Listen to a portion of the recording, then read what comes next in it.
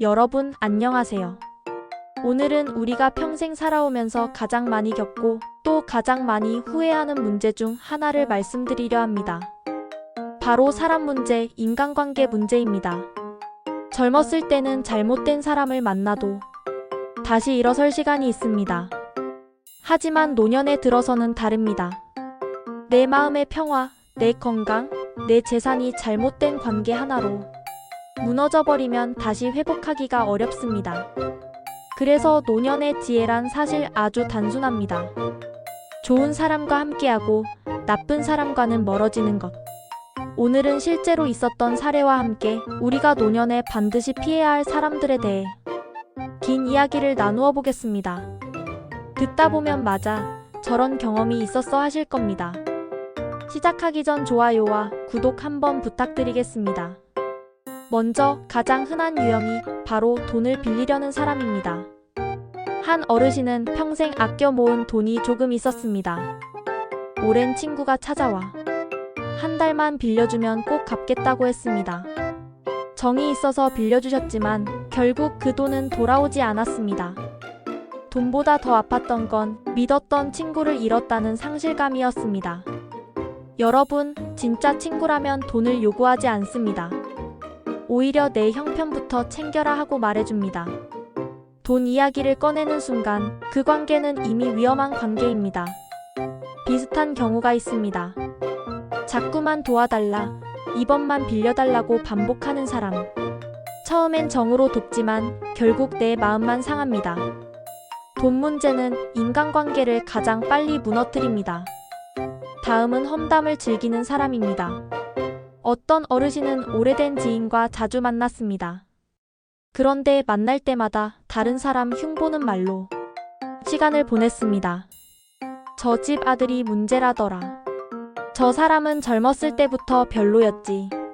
그런데 문제는 함께 지내다 보니 동네 사람들까지 그 어르신을 똑같이 보게 된 겁니다.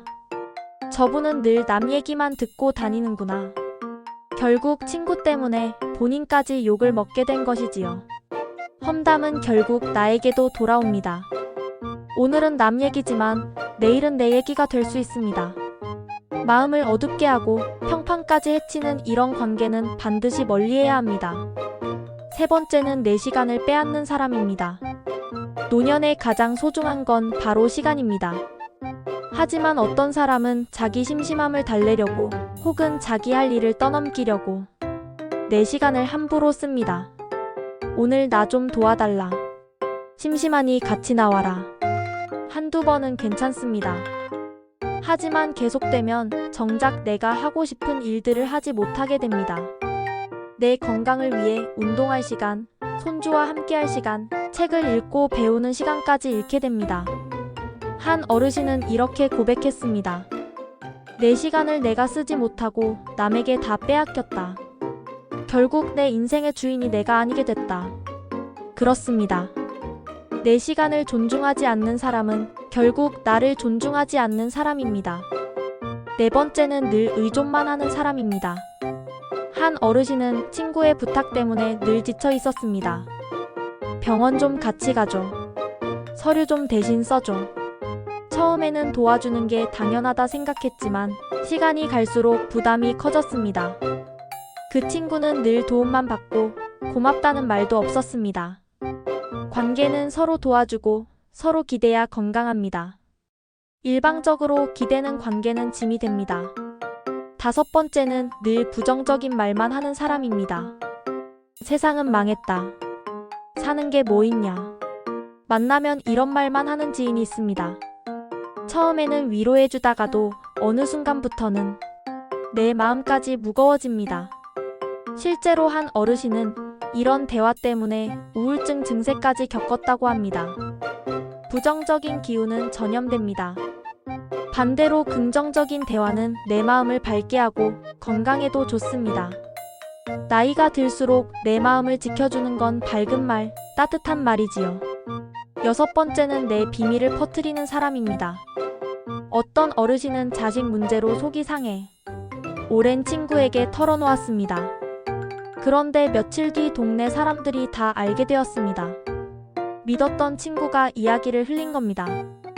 여러분, 진짜 친구는 내 기쁜 일도, 내 아픈 일도 지켜주는 사람입니다. 내 비밀을 쉽게 퍼뜨리는 사람은 결국 나를 가볍게 여기는 사람입니다. 7번째는 나를 무시하는 사람입니다. 나이 들어 아무것도 모르지 않냐? 요즘 세상은 젊은 사람들만 아는 거야. 이런 말을 하는 사람은 내 경험과 지혜를 무시하는 사람입니다. 존중 없는 관계는 아무 의미가 없습니다. 노년에는 무엇보다 존중이 필요합니다. 8번째는 술자리에서만 찾는 사람입니다. 평소에는 연락도 없다가 술이 필요할 때만 전화를 해. 오늘 한잔하자고 합니다. 정작 내가 아플 때, 힘들 때는 찾지도 않습니다. 술자리 인연은 진정한 우정이 아닙니다. 9번째는 내 행복을 시기하는 사람입니다. 내가 좋은 소식을 전했을 때 함께 기뻐하지 못하고 오히려 불편해하는 사람. 손주 결혼 소식을 전했더니 좋겠다, 나는 그런 거 없네. 건강검진 결과가 좋다고 했더니 운이 좋았네 라고 말하는 사람. 진짜 친구는 내 행복을 함께 축하해줍니다. 내 행복을 깎아내리는 사람은 내 곁에 있을 이유가 없습니다. 10번째는 필요할 때만 찾는 사람입니다. 평소엔 안부 인사도 없다가 일이 생기면 급하게 전화를 해서 네가 아니면 안 되라고 합니다. 하지만 내가 필요할 때는 모른 척합니다.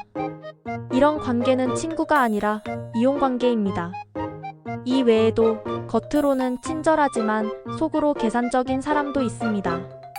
작은 호의를 베풀고 나중에 내가 이렇게 했으니 이번엔 당신 차례다라며 요구하는 사람. 이런 관계도 오래 갈수록 나를 지치게 만들 뿐입니다. 여러분, 지금까지 여러 유형을 말씀드렸습니다.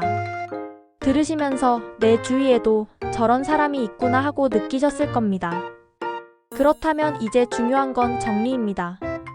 노년의 인간관계는 넓히는 것이 아닙니다. 오히려 덜어내는 것입니다. 불필요한 인연, 내 마음을 지치게 하는 인연은 과감히 정리해야 합니다.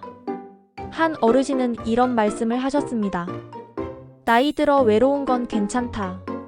하지만 옆에 있어도 외로운 사람과 지내는 건 괴롭다. 그렇습니다. 잘못된 인연과 함께하는 외로움이 가장 힘든 외로움입니다. 차라리 혼자가 낫습니다. 노년의 인간관계는 단순합니다. 첫째, 내 마음을 편안하게 해주는 사람만 곁에 두십시오. 둘째, 나를 존중하는 사람만 곁에 두십시오. 셋째, 내 기쁨을 함께 나누고 내 어려움에 손 내밀어주는 사람만 곁에 두십시오. 그 외의 인연은 과감히 놓으셔도 괜찮습니다. 그 자리에 평화가 들어옵니다. 여러분, 인생의 마지막 장에서 우리는 깨닫습니다. 결국 내 곁에 오래 남는 사람은 손에 꼽습니다. 많을 필요 없습니다. 단 한 명이라도 진짜 친구가 있다면 그것으로 충분합니다. 여러분의 노년이 좋은 인연과 함께 평화롭고 따뜻하기를 진심으로 바랍니다. 감사합니다.